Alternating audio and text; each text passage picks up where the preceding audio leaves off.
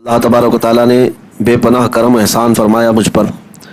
آپ تمامی حضرات کو یہ خبر تو ہوگی، کل 17 جون جمعہ کا دن تھا اور میں دلی جامع مسجد پہنچا تھا. یہ ایک پورا جو لمبا واقعہ ہے انشاءاللہ العزیز عرض کرتا ہوں. اس سے قبل میں آپ کے سامنے یہ بات ضرور عرض کروں گا کہ کیا ہے ناموس رسالت، کسے کہتے ہیں. رسول پاک صلی اللہ تعالیٰ علیہ وسلم کی عزت کو ناموس رسالت کہا جاتا ہے. نبی پاک صلی اللہ تعالیٰ علیہ وسلم کی عزت کائنات میں ہمارے لیے سب سے بڑی ہے. اللہ رب العزت کے بعد اگر سب سے بلند و بالا مقام کسی کا ہے تو میرے مصطفیٰ کریم صلی اللہ علیہ وسلم کا ہے. بعد از خدا بزرگ تو یہ قصہ مختصر. اور حضور اکرم صلی اللہ علیہ وسلم کی شان یہ ہے کہ اللہ کی سرتاب قدم شان ہے. یہ انسان نہیں، انسان وہ انسان ہے. یہ قرآن تو ایمان بتاتا ہے انہیں، اور ایمان یہ کہتا ہے میری جان ہے. یہ حضور پاک صلی اللہ تعالیٰ علیہ وسلم کی محبت ہر مومن کے لیے فرض ہے، اور بغیر ان کی محبت کے کوئی ایمان حاصل کر ہی نہیں سکتا. حضور پر ایمان لانا بغیر محبت کے ہوگا بھی نہیں، اور یہ ایمان کی بنیادوں میں سے ہے. محمد کی محبت دین حق کی شرط اول ہے، اسی میں ہو اگر خامی تو سب کچھ نامکمل ہے. رسول پاک صلی اللہ تعالیٰ علیہ وسلم کی عزت اور ان کی محبت یہ ہر مومن کے دل میں ہونا بے حد ضروری ہے.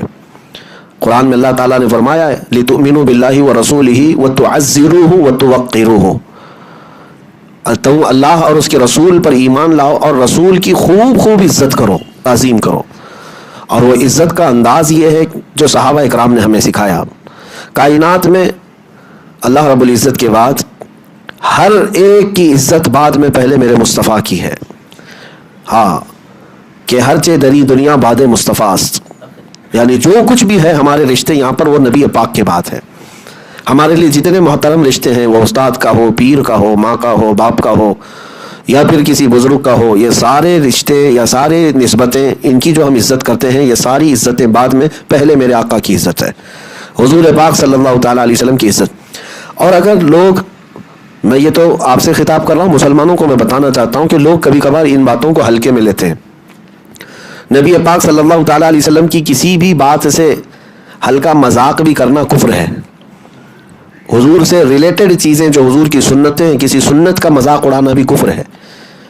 اعلیٰ حضرت فاضل بریلوی رضی اللہ تعالیٰ عنہ نے فتاوی رضویہ شریف میں بھی لکھا ہے کہ نبی پاک صلی اللہ تعالیٰ علیہ وسلم عمامہ شریف پہنتے، داڑھی رکھتے. اگر کوئی ان چیزوں کی حضور کی سنت ہونے کے اعتبار سے توہین کرتا ہے، مذاق اڑاتا ہے، تو وہ کافر ہو گیا. اور اس کے علاوہ جو کام میرے آقا صلی اللہ تعالیٰ علیہ وسلم کرتے تھے، ان کاموں کو بھی ہلکا اگر کوئی جانا تو وہ ایمان سے خارج ہے. تو اس بات کو تو سمجھنا ہوگا کہ ہمارا دین جو ہے وہ جن بنیادوں میں ہے، دین اسلام، اس میں سے جو بڑی بنیاد ہے وہ حضور کی عزت اور حضور کی محبت. دوسرے کیا کرٹیسائز کرتے ہیں، دوسرے ان پر کیا اعتراضات کرتے ہیں، وہ بات کی بات ہے، لیکن مومن کے لیے پہلی شرط ہے کہ وہ حضور کی عزت اور محبت کامل درجے پر جب تک نہیں لاتا تو وہ ایمان بھی نہیں ہے اس کا. اب آئیے یہ ناموس رسالت کا میں آپ کو مسئلہ بتا دوں. ہر مومن پر، ہر مسلمان پر ایمان لانے کے بعد یہ فرض ہے کہ وہ جتنا اپنی جان، اپنے مال، اپنی عزت کی حفاظت کرتا ہے، اس سے کہیں زیادہ نبی پاک کی عزت کی حفاظت کرے. اور یہ صحابہ کرام نے کر کے دکھایا. جب حضرت ابوبکر صدیق رضی اللہ تعالیٰ عنہ کو غار ثور میں سانپ کاٹ رہا تھا اور حضور ان کے زانوں پر سر رکھ کر آرام کر رہے تھے، صدیق اکبر نے نہ پیر ہلایا نہ حضور کو جگایا. نبی پاک صلی اللہ علیہ وسلم کی تعظیم اس حد درجے تک آپ نے کی کہ اپنی جان جانے کا انہیں جو خوف تھا، یا جان جانے کے قریب ہو سکتی ہے، زہریلا سانپ کاٹے تو زہر چڑھتے ہی آدمی 1 گھنٹے میں موت کے حوالے ہو جاتا ہے، لیکن سانپ ڈستا رہا اور آپ خاموش رہے. یہ حضور کی محبت اور حضور کی عزت کو انہوں نے اپنی جان سے بڑھ کر کے پیش کیا. اسی طرح مولا علی کرم اللہ وجہہ الکریم نے اپنی نماز سے بڑھ کر حضور کے آرام کو ترجیح دی. تو اعلیٰ حضرت فرماتے ہیں ثابت ہوا کہ جملہ فرائض فرو ہے، اصل الاصول بندگی استاجور کی ہے. اصل غلامی، اصل عزت کرنا اس نبی پاک کی ہے. اب یہ ہر مومن پر اور ہر مسلمان پر جب یہ فرض ہے حضور کی عزت کی حفاظت کرنا اپنی جان سے زیادہ، تو اس میں علماء کا حصہ کچھ زیادہ ہو جاتا ہے، کیونکہ علماء نائب ہیں رسول پاک صلی اللہ تعالیٰ علیہ وسلم کے، انبیاء اکرام علیہ السلام کے. نائب رسول کہا جاتا ہے. علماء اکرام کو نائبان رسول کہتے ہیں. تو جو رسول کریم صلی اللہ تعالیٰ علیہ وسلم کی نیابت کا صحرا پہنے ہوں، ان پر یہ ذمہ داری دگنی ہو جاتی ہے کہ وہ حضور اکرم صلی اللہ علیہ وسلم کی عزت اور ان کی ناموس کے لیے خوب خوب محنت کریں. اللہ کریم نے حضور کے نام پر ہی علماء کو عزت عطا کیا ہے. اب یہاں پر ایک مسئلے کی میں وضاحت کر دوں. حضور کے ناموس کی حفاظت یہ ضروری نہیں کہ صرف تقریر سے ہو, کہ ہم تقریر کر رہے ہیں اور حضور کی عزت اور حضور کا مقام بتا رہے ہیں, یہ اپنی جگہ پر صحیح ہے. حضور کی ناموس اور حضور اکرم صلی اللہ تعالیٰ علیہ وسلم کی عزت کی حفاظت کچھ علماء تحریر سے کر رہے ہیں, کچھ علماء تبلیغ سے کر رہے ہیں, کچھ علماء تقریر سے کر رہے ہیں, کچھ اپنے طاقت سے کر رہے ہیں.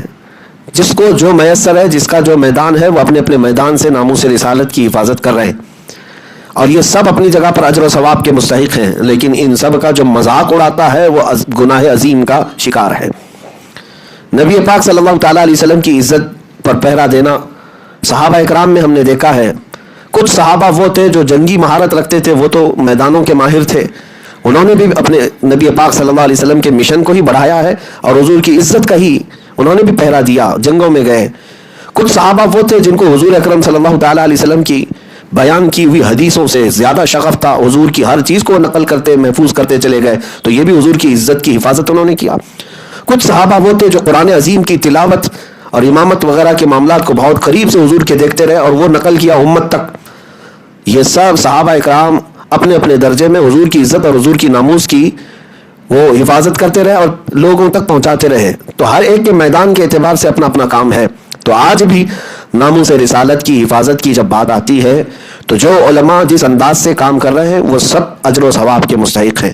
عوام الناس کو یہ نہیں چاہیے کہ وہ خواہ مخواہ لوگوں علماء کو طعن و تشنیع کریں اور ان کو گالی گلوچ کریں کہ فلاں کہاں ہے فلاں کہاں ہے. یہ عوام الناس کی یہ باتیں نہیں ہے, بلکہ ہر ایک اپنی اپنی ذمہ داری کو اپنے اپنے میدانوں میں عمل کر رہا ہے. اعلیٰ حضرت فاضل بریلوی رضی اللہ تعالیٰ عنہ نے تحریروں سے بد مذہبوں کا مقابلہ کیا. مجدد الفسانی نے اپنی تقریروں سے بد مذہبوں کا مقابلہ کیا, اور دونوں نے حضور پاک کی عزت کی حفاظت کی ہے. ہندوستان میں طریقہ کار دونوں کا الگ رہا ہے.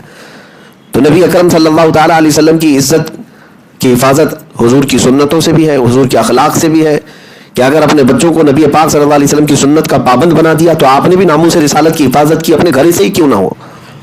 تو یہ ہو گئی بات ناموس رسالت کے متعلق.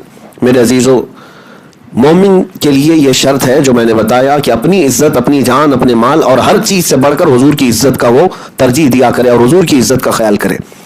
لیکن اب جب پوری دنیا یہ جانتی ہے کہ مسلمان ان معاملات میں بڑا جذباتی ہے, یہ بے قابو ہوتا ہے اور بے قرار ہوتا ہے تو صرف رسول پاک کے نام پر, تو اس لیے دنیا اسی رگ کو پھڑکاتی ہے, اسی چیز کو پکڑتی ہے اور بار بار تمہیں طعن و تشنیع کرتی ہے, یا تمہیں اگر تکلیف اور غضب پہنچاتی ہے تو نبی پاک صلی اللہ تعالیٰ علیہ وسلم پر حملہ کر کے, کیونکہ مسلمان باقی دوسری چیزیں برداشت کر لیتا ہے, اپنے نبی پاک صلی اللہ علیہ وسلم کی توہین وہ برداشت نہیں کرتا.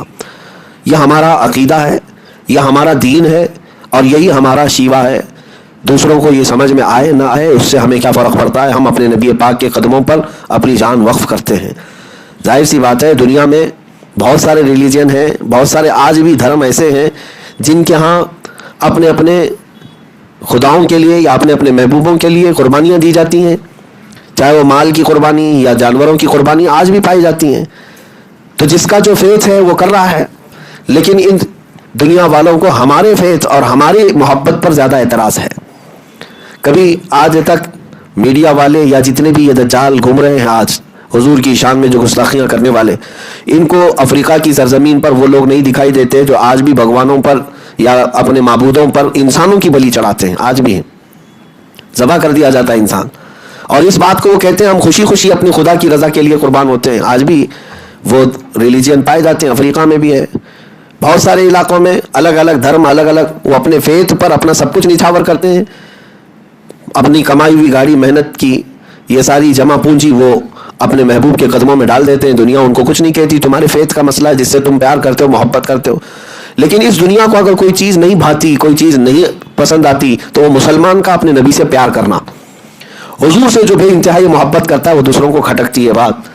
اس لیے میرے عزیزوں میں آپ کو بتاؤں ساری محبتیں مجازی ہیں. مومن کا اپنے نبی سے محبت کرنا یہ عشق حقیقی ہے, یہ حقیقی محبت ہے. اس کا ثمرات ہیں, اس کے نتائج نکلتے ہیں. جو حضور سے محبت کرتا ہے اس کی کیفیت یہ ہوتی ہے وہ جدھر سے گزرتا ہے اجالا ہی اجالا ہے, وہ جہاں سے جائے وہاں خوشبو ہی خوشبو ہے, لوگوں کو اپنی طرف مائل کر لیتا ہے حضور کی محبت کی وجہ سے. آج بھی اس کا اثر ہے.